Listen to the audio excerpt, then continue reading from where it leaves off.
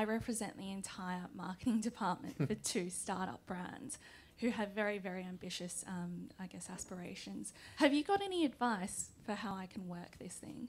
And, what your experience has been or where you see the industry moving? First of all, congratulations, you're taking on a really great opportunity, and even though you're a marketing person of one, you've got a great opportunity to create a name for yourself. And I think you're not swamped in a marketing team. You are the person, which is fantastic. The first thing, if I was in your shoes, the first thing I'd be looking to do is to make sure that within your highly competitive marketplace, what is your brand? What does it stand for? Is it relevant? Why is it relevant? And be absolutely 100% confident around the fact that you have got a distinct relevancy, within that marketplace. Because if you have, then that's your foundation stone. You can build from there. You can actually start to shout from the rooftops in whatever appropriate way there is in your industry, knowing full well that you stand for something. And I don't know a lot about this industry, but I remember when I first came to Australia, John Simon's role in the mortgage industry against the big banks, absolutely crystal clear, what his brand story was. Very, very, very compelling to a lot of people. Not everyone, but boy, did he shake it up for a period of time.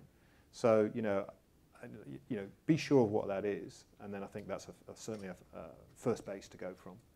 You need to ask yourself: does your management believe that marketing is a value creator or a value destroyer? Like, is it a cost center or is it creation of value? So I'd be having a conversation with whoever your MD or CEOs, get their understanding of what marketing is. I would then construct an economic model to determine what the opportunity is within the sector if you marketed the brand well enough, and then put a business case together to increase your team. Then take a punt, you're going to get fired if it doesn't come off, right? Because there's no point killing yourself. If they're in the sector and they want to grow their business and they think it's going to be this big, then they should be putting forward the capital to deliver against that growth opportunity and invest against the future case. If they don't invest against the future case, they will never realise the future case. If they don't take a punt now, you won't get to where you want to be. And so I would be taking that. I'd stop work and just go do the economic modelling in the future state you want to be, resource against it or leave, because you'll just die. Like net. And not only will you die, but you won't realise the ambition of the business and you will get fired. And it will come to you because you didn't do your job. So I'd stop, work out what the business could be in the future, and then determine what the resourcing plan should be. And then just stake your reputation on it, and then if it doesn't work, then go and get another job. There's heaps of them. You each have a lot of agency relationships, and obviously other agencies are trying to court you. So what would convince you to take a meeting with somebody you don't know when you don't need them and you've never heard of them? I'll start with, I don't think I have many agency relationships at all. I only have like 3 that matter.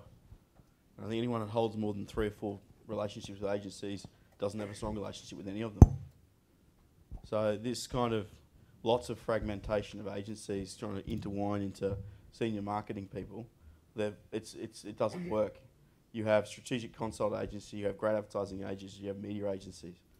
Beyond that, honestly, like the rest of 2nd, 3rd, 4th tier, good luck. Talk to my brand managers. Yeah. Seriously, like that's you're running a business. Yeah. You can't hold. Yeah. And don't cold call me. Yeah. Anyone dare cold call me? That is just like seriously.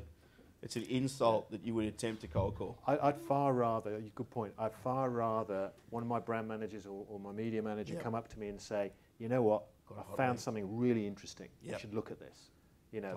That's the way to do it. I mean, the so-called smart agency who thinks that, I've got his email address, I'll send him or lo and behold, connect through LinkedIn. Ignore. So be smart. Work your angle through the appropriate person in the team, and then if it's a compelling enough reason, other than hey, we've got a great creds presentation, then you'll find a way. Kent, start in the belly of the business. Any thoughts on that? I don't know how many agencies you work with, but some more than 3. Yeah, it's 2 really. Yeah. So Droga and Opti are our core agencies globally. Look, we do work with some other agencies as well on specialist projects, but For us, them knowing the business is incredibly important.